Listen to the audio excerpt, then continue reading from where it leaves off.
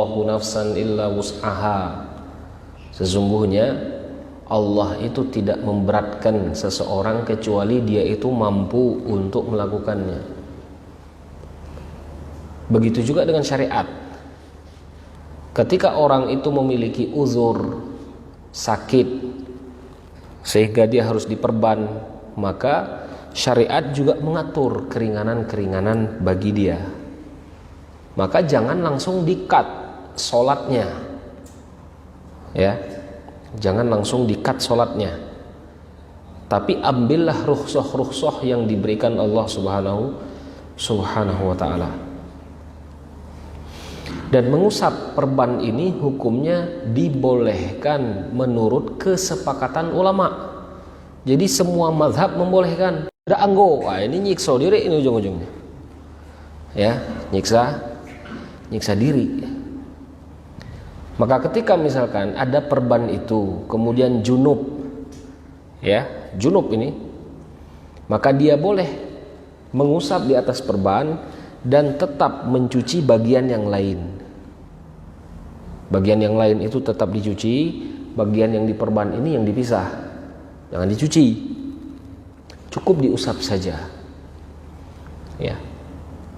Begitupun ketika dia harus melakukan wudu, misalkan wudu, misalkan tangannya di sini ada perban patah misalkan, ya, patah di sini, apakah boleh dia langsung pindah ke tayamum? Belum. Karena dia masih mampu untuk mencuci tangannya dengan tangan, mencuci wajahnya dengan tangan kanan. Masih mampu dia mencuci tangan kanannya dengan air yang mengalir. Paham ya? Dia masih mampu untuk mengusap kepalanya. Dia masih mampu untuk mengusap kakinya, mencuci kakinya. Tapi dia tidak mampu untuk mencuci bagian tangan yang kanan. Maka ketika dia tidak mampu mencuci bagian tangan yang kanan, jangan disiram perban itu, cukup diusap saja. Nah, berapa kali ngusapnya? Nah, di sini ya. Semua ulama sepakat bahwa perban itu cukup diusap sekali saja. Sanue gili ngusap. Sekali baik, jangan dak. Ya, sekali saja. Gitu.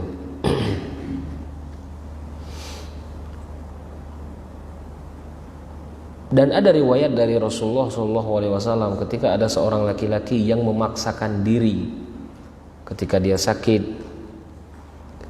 dia memaksakan dirinya, kemudian dia mandi, dan dia mandi menyebabkan dirinya itu meninggal.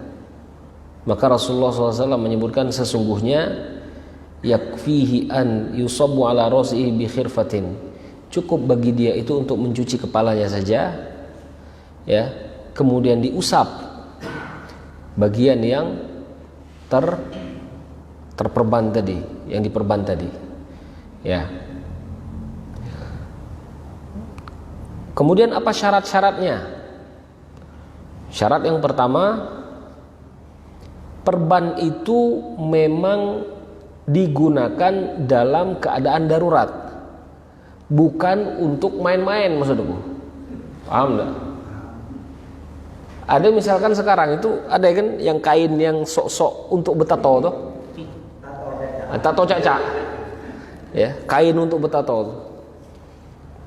Apakah boleh dia usap di atas? Oh, tidak boleh. Tidak boleh. Itu. Kemudian ada lagi misalkan dalam perjalanan jauh misalkan ya, ada orang menggunakan apa namanya, sesuatu yang menutup badannya, gitu loh, dan bisa untuk dibuka, dan dibuka itu tidak memberikan sesuatu yang darurat, mudorot, sesuatu yang bahaya bagi dia, maka harus dibuka, ya, harus dibuka. Maka syarat yang pertama adalah perban itu digunakan dalam keadaan darurat. Dan ketika perban itu dicopot, dicabut, maka akan memberikan mudorot, bahaya bagi orang yang diperban tadi, gitu ya, bagi orang yang diperban tadi. Kemudian la yazidul jabirah ala maudhi'ul kasar. Perban itu digunakan seperlunya. Itu seluruhnya. Paham enggak? Kalau misalkan yang patahnya di sini, ya sudah di sinilah yang diperban itu. Jangan kapur-kapur ancuk dari atas sampai bawah. Gitu ya. Jadi bagian yang memang diperban itu saja yang diusap. Kalau misalkan diperban di sini misalkan, diperban cuci, gitu ya, dicuci. Karena kaidah fikihnya menyebutkan ma la yudraku kulluhu la yutraku kulluhu. Apa-apa yang tidak mampu dikerjakan sepenuhnya maka tidak harus ditinggalkan sepenuhnya. Gitu loh. Apa-apa yang tidak mampu dikerjakan sepenuhnya tidak mesti ditinggalkan sepenuhnya juga. Kita tidak mampu mencuci tangan dari sini sampai sini karena wajib mencuci tangan dari sini sampai sini kan ketika wudhu. Ini diperban, tidak mesti ditinggalkan semuanya. Cucilah ini, ininya diusap saja. Paham ya? Ininya diusap saja. Jadi ketika orang itu diperban dan dia misalkan mendapatkan kewajiban untuk mandi ataupun wudhu, maka dia boleh untuk mengusap perban itu tanpa harus dicopot,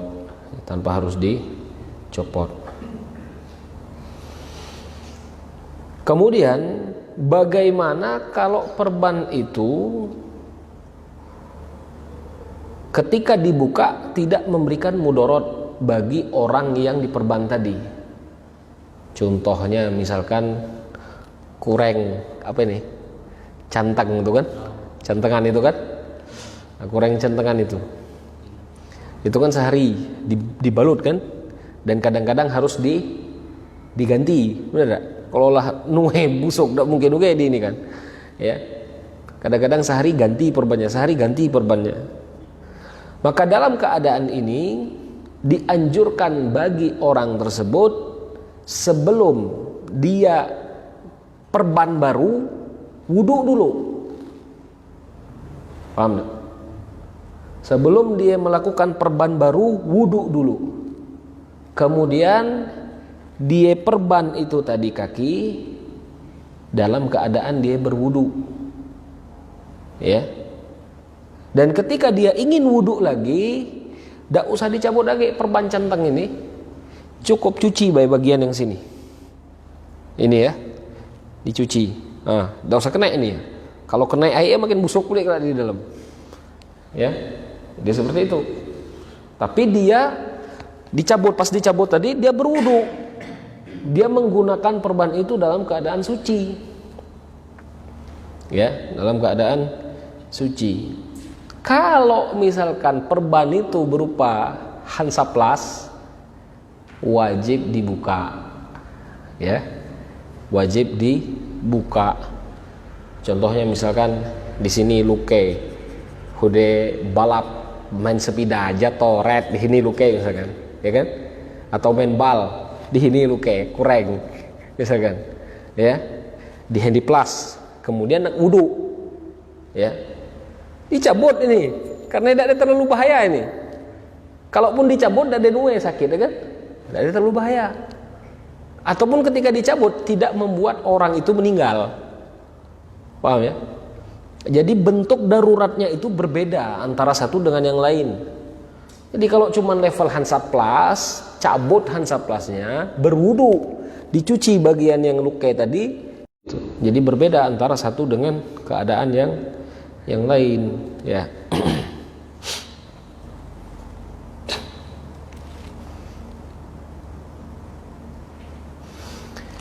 Kemudian pembahasan selanjutnya, faslun fi al-mashi alal khuffain, mengusap khuffain. Kalau diterjemahkan kitab di sini Kalau ditinggal ini di sini mengusap sepatu. Tapi bukan sepatu artinya. Khuffain itu. Makanya kadang-kadang kita itu perlu mempelajari bahasa Arab dengan makna yang dimaksud oleh ulama, bukan makna yang diterjemahkan secara letterlek gitu ya. Khuffain itu apa? Khuf itu, pengertian khuf itu apa? Khuf itu sesuatu yang terbuat dari kulit. Khuf itu terbuat dari kulit yang biasa digunakan oleh orang Arab.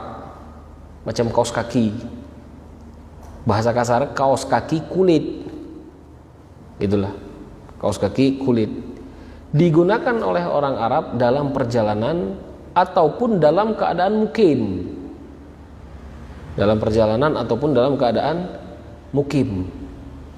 Dalam keadaan mukim biasanya digunakan ketika musim dingin. Kita dingin pakai kaos kaki kan. Kalau kaos kaki itu ada angin misalkan, angin kenceng agak masuk ke kulit dingin. Tapi kalau khuf itu tidak masuk ke kulit deh, memang memang menutup. Bahkan ketika kita menginjak air itu tidak akan masuk ke dalam kaki. Ya, itu khuf. Bentuknya seperti kaos tapi dia terbuat dari kulit.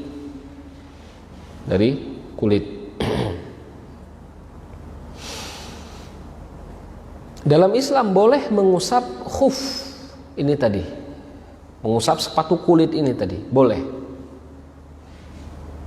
Kenapa diperbolehkan? Karena itu termasuk rukhsah, keringanan yang Allah berikan kepada kita.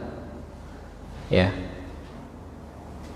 Dan hukumnya boleh menurut kesepakatan ulama. Lagi-lagi ini, semua mazhab nyebut boleh. Maka ketika boleh, jangan kita nyebut tidak boleh. Ya, ketika semua mazhab nyebutnya boleh, maka jangan kita pula nyebut tidak boleh. Ya, mana dalilnya? Rawal Mughirah bin Syu'bah, anna Rasulullah sallallahu alaihi wasallam masaha 'alal khuffain. Mughirah bin Syu'bah pernah melihat Rasulullah SAW itu mengusap khufnya. Diusap khuf ketika ingin berwudu. Mengusap ini maksud ketika ingin berwudu, bukan ya diusap tiap hari macam lampu Aladin, itu bukan. Tapi ketika ingin berwudu diusap. Artinya tidak dicabut ketika mencuci kaki. Paham ya? Fakultu ya Rasulullah anasita. Ketika Mughirah nengok Rasulullah ngusap khuf tadi, dia nanya ke Rasulullah, ya Rasulullah, kalau lupakan muka khuf tadi. Ya, artinya aneh, ngapain pulih wudu udah dicabut itu tadi, apa namanya, yang kulit tadi, khuf tadi. Ya. Faqala, maka Rasulullah SAW berkata, bal anta nasita, kata yang lupa. Nah, kata Rasulullah, bihadza amarani rabbi, sesungguhnya Allah itu memerintahkanku seperti ini. Ya, maksudnya itu diberikan keringanan untuk melakukan itu. Ya, kenapa ada keringanan itu? Karena ketika kita terbiasa menggunakan khuf, ingin berwudu, mempersulit kita untuk cabut pasang. Ya, mempersulit kita. Gitu loh. Maka ketika itu Rasulullah SAW langsung pasang, gitu. Ya. Kalau kita di sini mungkin tidak ada yang ngerasa susah ya. Coba kalau kita itu di negara yang pasir banyak, udah nyuci kaki, berjalan hikat lah lekat pulih debu di kaki, lah pasir pulih kaki itu. Bener. Kecuali kita dari rumah langsung. Kita berwudu di hammam WC rumah kita, kemudian kita sudah kering kakinya, digunakan khuf itu tadi. Nah, kita berangkat keluar. Kita berangkat keluar tidak perlu lagi mencabut ini tadi. Itu ya. Tidak perlu lagi nyabut ini. Langsung be. Ya. Apalagi kita dulu ya, anak dulu merasa pas musim dingin itu kaki reka bae kaki ini, terbuka bae kaki, reka. Pas reka sakit. Makanya kita dulu yang kita praktekkan dulu ketika musim dingin itu pasangkan vaselin Arab yang luka itu dibuka besar-besar, didempulkan vaselin itu. Habis didempulkan vaselin, pasang kaos kaki, tutup. Jangan dibuka-buka sampai kelak sampai maghrib, maghrib kelak baru dibuka kaos kaki ini. Karena ketika kita buka, debu masuk, makin besar tadi tuh ini ya. Apa namanya? Reka di kaki tadi. Nah, itu yang aku rasai. Kalau kita di sini tidak ada yang ngerasa itu, musim hujan kaki macam inilah, musim panas kaki macam inilah. Itu ya. Makanya hukum fikih itu memberikan sesuatu yang pada dasarnya kita butuhkan. Kalau tidak kita gunakan, mungkin digunakan oleh orang muslim di tempat yang lain. Ya. Mungkin digunakan orang muslim yang ada di tempat yang lain. Gitu. Maka ketika ada kesulitan bagi kita untuk pasang khuf itu tadi, maka Rasulullah SAW diberikan rukhsah untuk ngusap. Cukup diusap saja. Tidak usah dibuka kaki itu diusap baik. Ya, cukup diusap saja. Tapi ketika kita ingin menggunakan rukhsah ini ada syarat. Ya, ada syaratnya. Apa syaratnya? Yang pertama, an yabda lubsahuma ba'da kamali thaharah. Ketika kita menggunakan khuf tadi, kita gunakan khuf dalam keadaan suci. Paham ya? Jadi sama ikan perban tadi. Nah, kita ingin menggunakan khuf tadi, sebelum menggunakan khuf wudu dulu. Itu loh. Harus wudu terlebih dahulu. Setelah berwudu pakai khuf itu tadi. Kemudian di pertengahan jalan kita kentut, kita ingin berwudu lagi, tidak perlu lagi dibuka nih. Tinggal basuh anggota wudu yang lain, kemudian ketika mencuci kaki cukup diusap saja khuf itu tadi.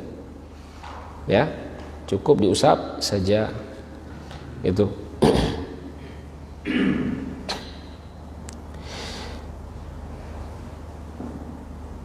Kemudian Rasulullah SAW pernah menyebutkan anna Nabi sallallahu alaihi wasallam rakhasa lil musafir salasati ayyam wa layalihin wal muqim yawman wa laylah idza tazhar libsu khufai am yasa alaihima. Kemudian diberikan waktu, ada timingnya. Waktu rukhsah bagi yang mukim. Kita ini mukim artinya tinggal di Toboli, sirkulasi perputaran kita keluar masuk ya sekitar Toboli. Artinya kita mukim. Ketika kita mukim, rukhsah yang diperbolehkan untuk mengusap khuf tadi cuman 1 hari saja, sehari bagi kita yang mukim. Jadi kalau misalkan musim dingin nih, kita masang waktu subuh, berlaku ngusap khuf ini sampai subuh besok pagi. Paham ya? Subuh besok pagi itu harus dibuka wudu cuci kaki ya. Paham enggak? Nah, itu berlaku. Waktu subuh besok pagi ketika ingin berwudu harus dibuka khuf itu dan dicuci kakinya. Karena cuman berlaku 1 hari saja bagi yang mukim. Ya, bagi yang mukim cuman berlaku 1 hari saja. Bagi musafir, musafir ini orang yang sudah keluar dari wilayahnya, ya, dibolehkan mengusap khuf itu selama 3 hari. 3 hari batas.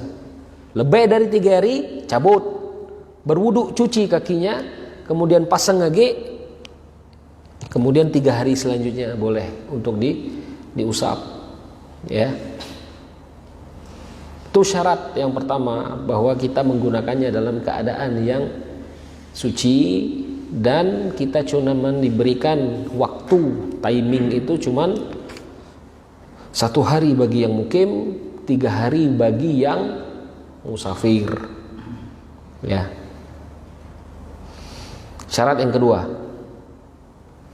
ayyakuna mimma yumkinu tatabu'ul masyi 'alaiha.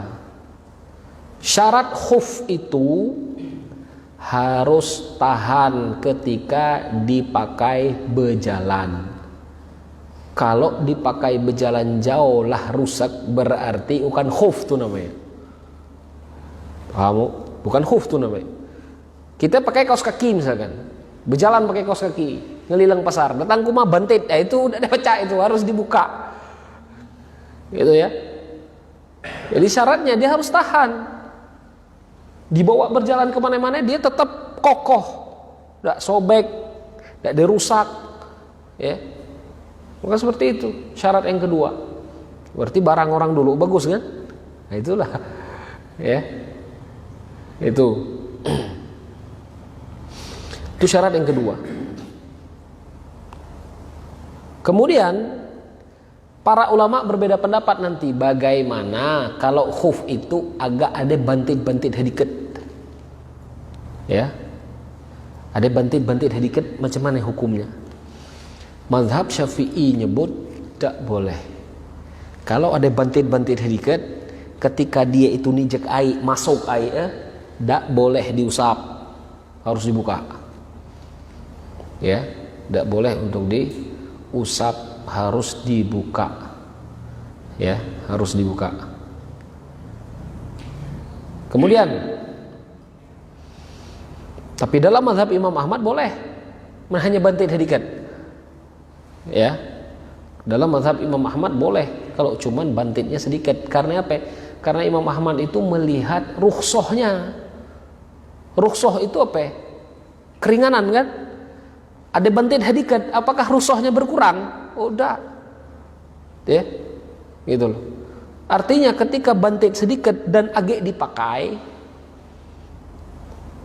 berarti ketika dia dicopot memberatkan orang yang memakainya kan? Nah, maka ketika kesulitan itu masih menempel bagi mereka-mereka yang sobek khufnya, ya masih diperbolehkan untuk mengusap. Itu mazhabnya Imam Ahmad. Tapi dalam mazhab Syafi'i syaratnya harus bagus barang, tidak ada masuk air. Kalau masuk air tidak boleh untuk diusap. Ya, nah itu.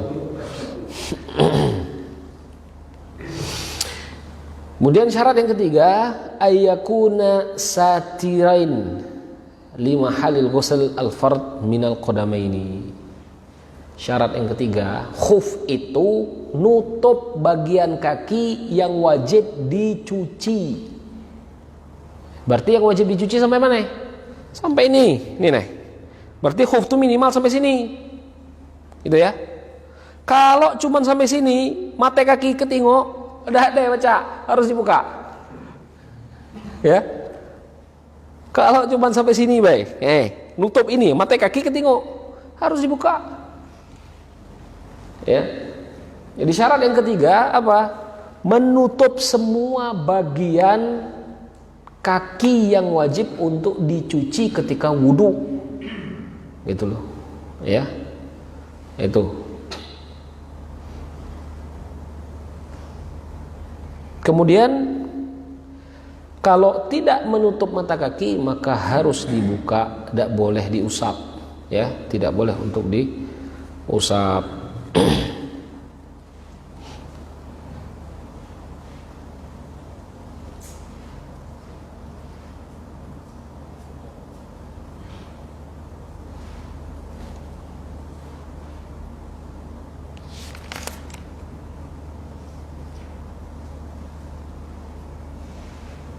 Kemudian cabang dari pembahasan ini adalah macam mana kalau kita ngusap kaos kaki. Kaos kaki itu jawrab bahasa Arabnya. Al-mashu alal jawrabain.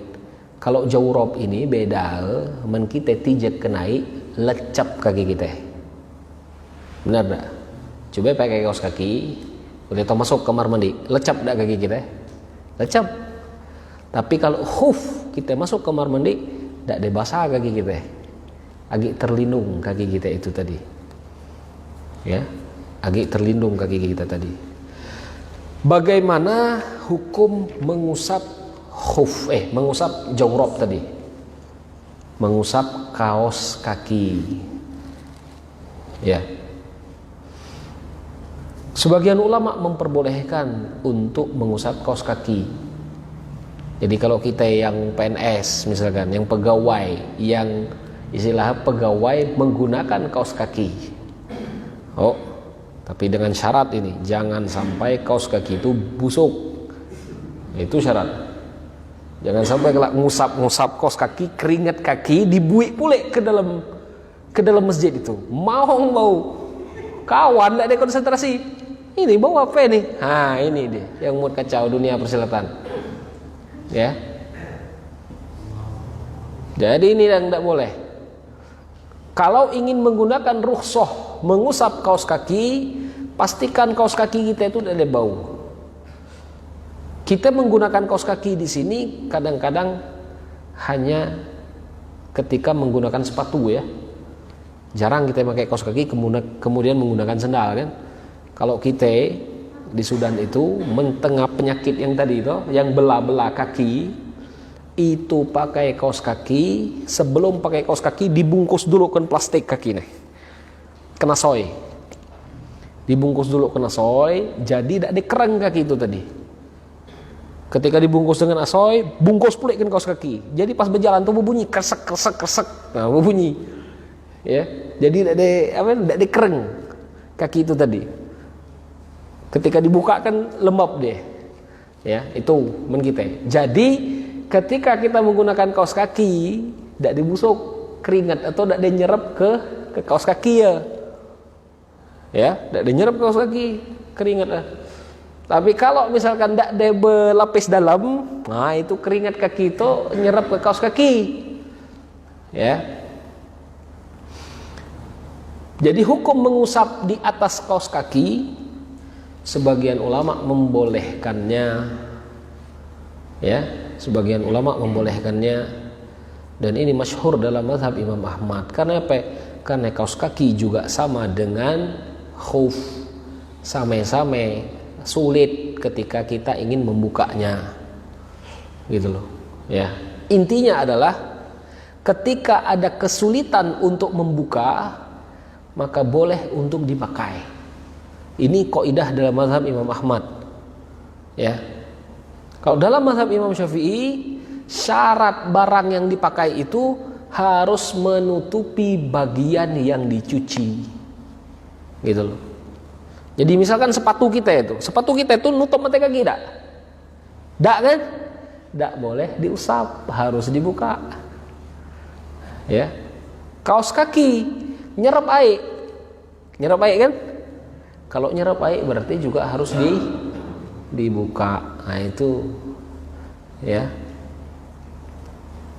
Jadi seperti itu. Allahu alam ya. Yang anak praktek dulu ketika pakai kaos kaki tetap kuusap sama. Aku mengusap kaos kaki sama dengan mengusap khuf itu tadi. Ya, itu praktek yang aku gunakan. Karena aku ngerasa sulit menek dibuka pulih kaos kaki itu, kaki kotor pulih, lengan debu pulih, tanah itu banyak di kaki ya. Jadi seperti itu.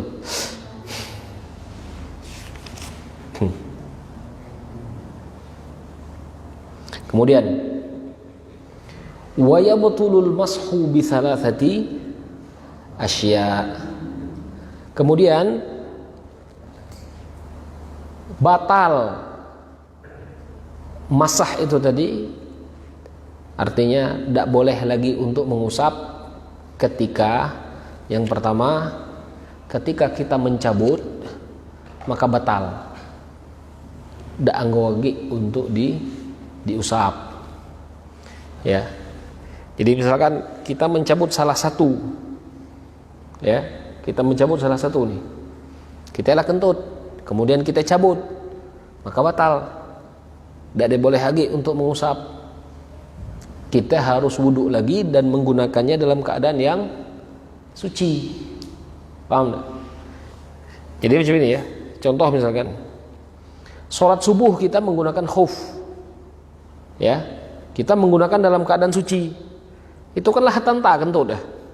Sampai waktu zuhur itu. Ya. Kalau kita tidak membuka sama sekali sampai sholat zuhur, kemudian zuhur kita itu ingin mengusap khuf, boleh. Paham ya? Tapi kalau misalkan jam 9 kita buka khuf itu, langsung batal. Tidak boleh dipasang lagi, harus dipasang dalam keadaan suci. Ya, harus dipasang dalam keadaan suci, baru boleh untuk diusap kembali. Ya, boleh untuk diusap kembali. Kemudian yang kedua, batal mengusap khuf itu ketika waktu timinglah habis. Sudah habis waktunya. Berapa waktu tadi aku nyebut? Bagi yang mukim 1 hari. Jadi kalau misalkan kita menggunakan waktu subuh, udah subuh kita langsung pakai khuf itu tadi, ya. Kemudian subuh besok pagi tidak paca age untuk diusap, langsung otomatis batal. Karena timing habis waktunya. Ya. Waktunya sudah habis. Harus dibuka, nek harus dibuka. Jangan ngambil rukhsah tuh nuwe gile maksud aku. Kalau rukhsahnya cuma segitu, ya sudah itu bayar rukhsahnya. Jangan lah dibrek ruti minta nasi. Ah, ini kan kadang-kadang ya, rukhsahnya cuma segini, minta pule gitu loh. Ya. Jadi seperti itu. Kalau timingnya sudah habis, waktu untuk mengusap itu sudah habis, ya sudah. Selesai di situ saja. Ya. Itu ya.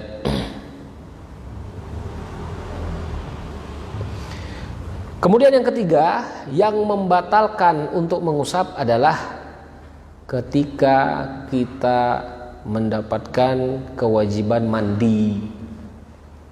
Berarti menjunub tetap harus dibuka khuf itu. Ya, jangan kalau pas junub pas mandi wajib khuf dipakai. Tahu enggak? Tidak ada baca. Kalau junub, mandi junub, khuf itu harus dicabut. Ya, khuf itu harus dicabut dan kita mandi dalam keadaan bersih. Tidak ada khuf yang menempel di badan itu tadi. Ya, itu yang membatalkan mengusap di atas khuf. Ya.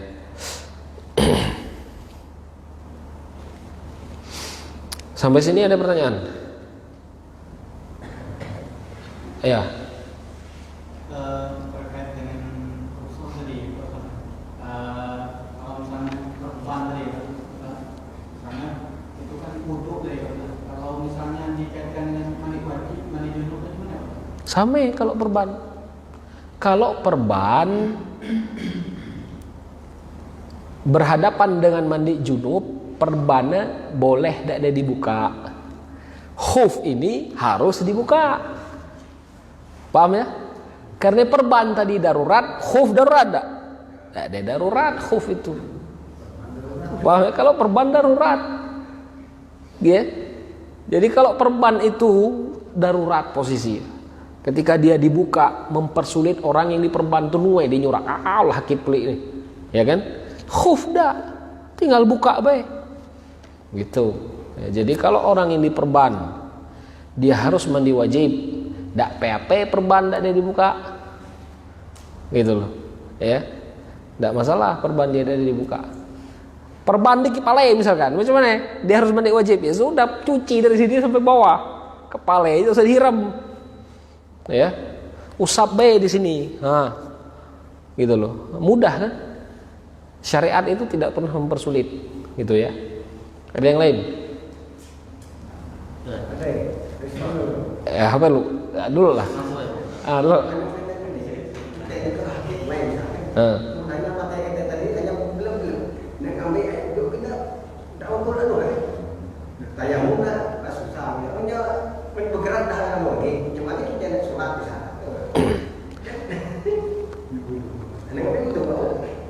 Maksudnya tidak kuat lagi kan? Tidak kuat lagi. Oke. Sholat itu wajib ketika akal nempel di sini nih. Oh, Ketika akal nempel di sini, ini sholat tetap wajib. Itu teori ya. Kecuali akal tolah hilang, lah hang, server error. Nah itu ada wajib lagi sholat. Oh itu. Macam mana kalau akal itu menempel, dak hanggup berjalan untuk berwudu. Ya, nek tayamum pun dak dihanggup lagi nuwe lemes misalkan. Misalnya ya. Tapi akal ada di sini. Akal ada di sini. Makanya kata Rasulullah SAW itu apa? Sholli qa'iman kata Rasulullah. Sholatlah dalam keadaan berdiri. Berdiri, toh hukum asal. Kita ini kan berdiri baik semuanya. Nah. Fa illam tastati maka duduk. Kalau tidak ada mampu untuk berdiri maka duduklah. Ya, sholat dengan duduk, gitu loh. Kalau tidak mampu duduk, bareng.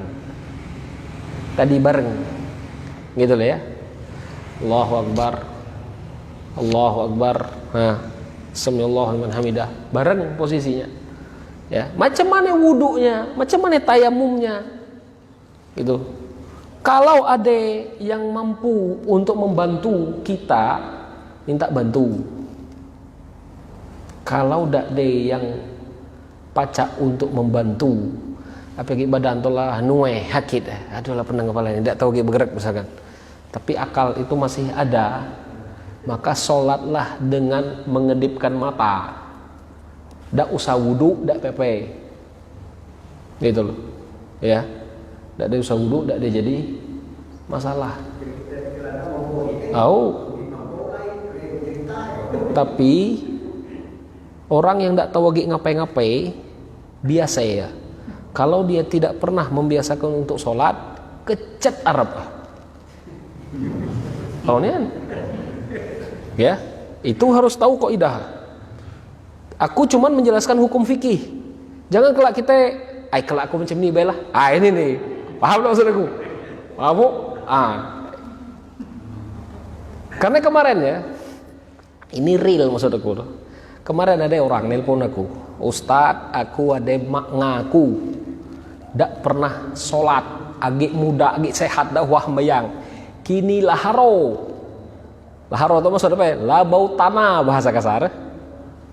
Ya, aku huroh bayang dia enggak, kelak lah. Yang diri itu takut hari dua ini ninggal. Macam mana nuwek nek bebas malaikat itu. Ya. Jadi cek dan recheck. Yang makna ini tadi tidak mempunyai bacaan sholat Al-Fatihah itulah hilang hang. Itu ketika tadi. Kalau server itulah hang susah. APG misalkan barukan badan itu lemah. Baru kan ini nih tidak tahu ngapain hanya lagi akal baik baru kena belajar sholat kecil harapan paham ya, harapan tuh kecil gitu loh. Kadang-kadang ada yang minta ruqyah, tolong ruqyah balak ini ya. Kadang-kadang ruqyah ini dijadikan jampi-jampi supaya orang itu nak sholat. Udah dia baca ya, sholat itu kebiasaan gitu loh ya, sholat itu kebiasaan. Jadi sebelum kita masuk masa itu, masa tak tahu lagi ngapain ya, biasakan dulu sholat untuk tunggu itu. Ketika badan tidak tahu lagi ngapain kita pacak sholat dengan Allahu Akbar, karena kita itu sudah terbiasa untuk sholat sebelumnya.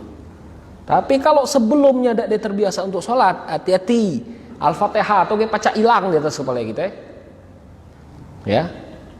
Al-Fatihah atau hilang. Aku lah udah belum cerita ini. Ku di Sabang ini lah dapat 2 orang dak hafal Al-Fatihah. Ya, ku di Sabang ini tambahkan ini berarti lah 3 tahun. Gitu loh. Lah dapat 2 orang yang dak hafal Al-Fatihah. Berarti apa ini? Ini kanker kelas berat ini ilmu medis. Ya, kelas berat ini. Macam mana dia nak sholat kalau Al-Fatihah dia ada deh? Gitu loh. Sedangkan Al-Fatihah itu berbunyi di setiap masjid, berbunyi. Setiap kali sholat subuh berbunyi, sholat maghrib berbunyi, sholat isya berbunyi. Bahkan break-break macam ini nih, yang membaca Al-Quran pun tidak tahu, hafal Al-Fatihah, dia lama-lama denger. Benar kan? Nah ini lah tuwe balik badan keker dak apal Al-Fatihah. Ini kan kacau dunia nih.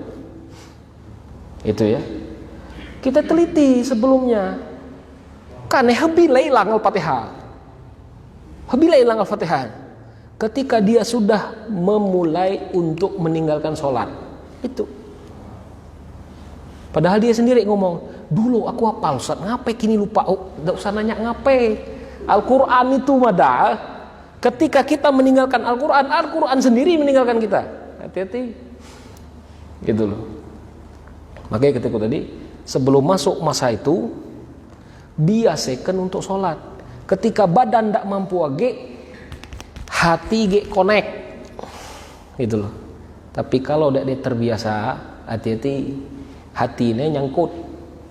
Setan ini lihai, lebih lihai dari kita setan ini. Ya. Jadi seperti. Jadi kalau tidak dia mampu lagi sholat dengan kedip-kedip tadi gitu. Bahkan ada yang kemarin itu nanya, ada nelayan nanya, Ustadz kami gelam kapal tenggelam kapal. Macam mana kami nak sholat dalam keadaan kapal itu tenggelam misalkan? Benar kira-kira. Macam mana nak sholat dalam keadaan seperti ini? Ya, kira-kira men takut ninggal hari 2 hari itu, sholatlah di atas pelempung tuh. Paham tak? Men kira-kira yakin dia hidup, tunggulah, ulurlah waktu sholat itu sampai kita datang ke tempat darat misalkan. Ya, ini kan keadaannya itu di luar keadaan biasa, ngerti tak? Ya, di luar keadaan biasa. Mungkin kita tidak ada yang merasakan itu, yang ngerasain nelayan. Ya, yang ngerasain nelayan. Dia di atas pelampung misalkan 2 hari, macam mana dia sholat? Di atas ban ini. Kira-kira yakin tidak akan sampai ke darat? Mengge yakin akan sampai ke darat, silahkan tunggu nanti ketika di darat diganti sholat, dikodok. Tapi mendahangan yakin, kan hari 2 ini kan tinggal kayak di atas ini, sholatlah di atas pelampung itu. Ya, macam mana sholat? Tadi kataku tadi pakai isyarat, Allahu Akbar, Samiallahu liman hamidah, sambil berdoa tadi, ya Allah alirlah nih ke darat ini. Ya, nah, itulah fungsi belajar ilmu fikih. Karena keadaan kita dengan keadaan orang lain itu tidak sama, berbeda, gitu ya. Jelas apa? Apa? Ya, terkait dengan yang perban tadi, patah sebelah kiri, menunjukkan untuk berwudu. Kalau patah kiri kanan, macam mana ya Pak? Nah ini pembalap bisa kiri kanan patah, tapi kaki sehat enggak? Kaki apa? Yang sehat? Cuma tangan kiri kanan bisa patah. Oke. Makannya kuat tapi insya Allah. Gimana? Macam mana makan? Dibantu berarti kan? Ketika makan dibantu, minta bantu untuk berwudu. Ya. Minta bantu untuk berwudu. Kalau patah tangan kiri kanan, macam mana berwudunya? Minta bantu untuk diwudukan. Tangan enggak usah nuai gilik nyuci. Nah, ini kan makin sakit. Arti cukup diusap bae, wajahnya dicuci, kakinya dicuci, kepala tetap diusap macam biasa. Kemudian sholat, ya sudah, berdiri. Mendiri tidak ada sanggup, duduk, sholat dengan isyarat. Allahu Akbar, Samiallahu liman hamidah, Allahu Akbar. Itu dia. Ya. Jadi jangan kelapas tangan patah dua-dua ya. Nak sholat berdiri, bertahan pakai kenang ujung-ujungnya. Neropos karena kalau ujung-ujung kan ya. Jadi cukup sholat dengan duduk menggunakan isyarat Allahu Akbar, Samiallahu liman hamidah, Allahu Akbar, sudah mudah ya. Jelas ya? Ada yang lain? Tidak? Ya. Oh ya, cara mengusap khuf, lupa aku. Cara mengusap khuf itu diusap bagian atas. Dalam mazhab Imam Syafi'i mengusap khuf itu macam ni gala sah nih. Ya, sama dengan wudu dalam mazhab Imam Syafi'i. Macam ni gala sah. Paham ya? Tapi afdolnya mengusap bagian atas nih. Ya, nih. Ah, nih sampai di sini. Ya, ini tidak usah diusap. Kaki tidak usah diusap. Makanya Ali bin Abi Thalib diriwayatkan oleh Imam Abu Daud. Ali bin Abi Thalib pernah berkata, kalau agama itu pakai akal, maka mengusap khuf di kaki itu lebih diutamakan daripada di atas. Benar gak? Karena di kaki ini yang banyak nyentuh tanah, telapak kaki ini, ya.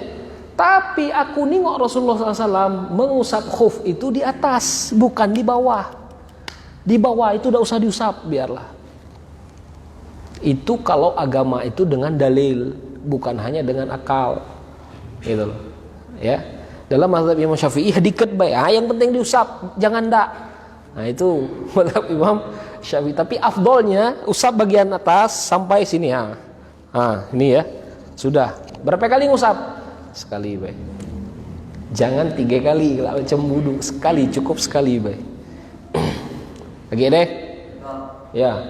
Mengenai kalau tadi misalnya dekat kayak lari wudhu, kalau kita jalan apa atek nijak mendapat najis macam mana? Oke, bagus ini. Ya. Macam mana kalau kita nijak najis? Ya. Kalau kita nijak najis, maka cara mensucikannya adalah tanah itu sendiri. Ya, tanah itu. Jadi tidak harus dicuci. Tanah itu tadi diusap ke tanah. Ya. Itu. Atau najisnya itu dihilangkan dengan air tadi. Kalau kita ketemu kenai. Paham enggak? Kalau kita ketemu kenai, najis itu dihilangkan. Ainun najasahnya namanya. Contoh misalkan kita nijak kotoran kucing, tap, agak lekat jempol misalkan. Jempol di bagian ujung kaki kita. Pakai tisu lap. Ketika sudah hilang ya sudah. Tidak mesti harus dicuci pakai rinso, tidak mesti seperti itu. Gitu loh. Atau di bagian telapak kaki kita kena kotoran misalkan. Usap dengan tanah. Karena tanah itu juga termasuk alat bersuci kan. Tanah itu termasuk alat bersuci. Cuman kotor men kita sekarang ini kotor, nganggap tanah itu kotor. Ya. Padahal tanah itu suci. Gitu loh. Jelas ya? Gak ada yang lain. Lagi dilanjut panjang berarti. Begini tidak pertanyaan, basing nggak? Tidak pertanyaan yang di luar bab kita jadi masalah.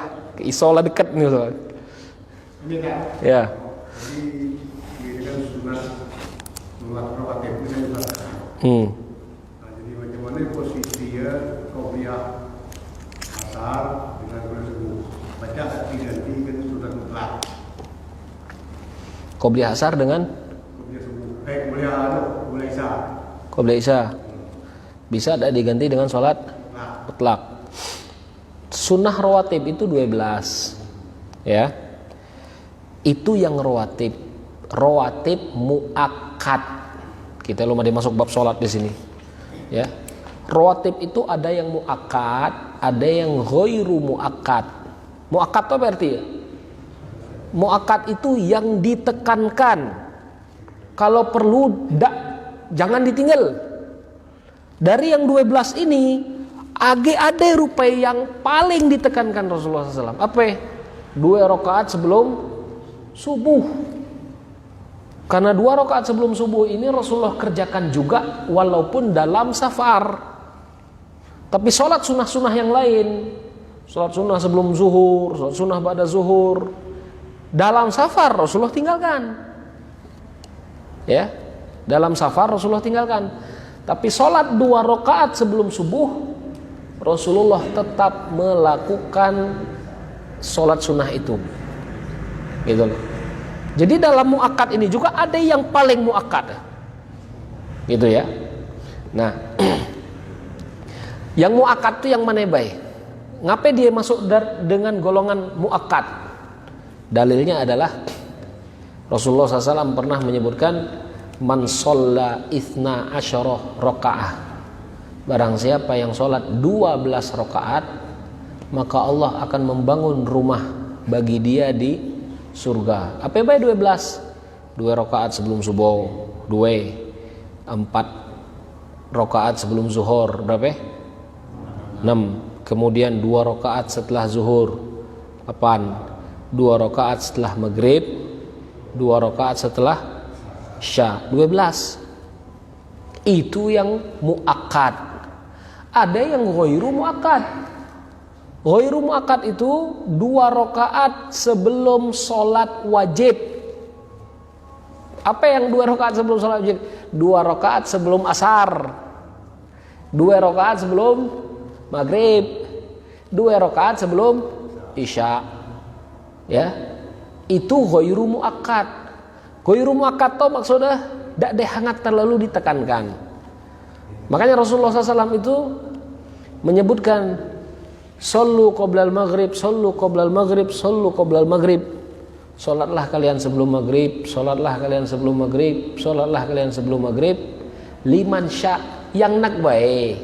Artinya perkataan yang nak baik itu tidak terlalu ditekankan.